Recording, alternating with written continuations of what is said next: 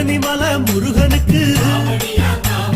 பண்டாரம் தேடி வரும் ஆண்டி முகம் காண வரும் ஆவினம் குடி தேடி வரும்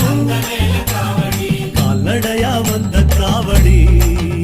இது தேடுவது கந்தன் காலடி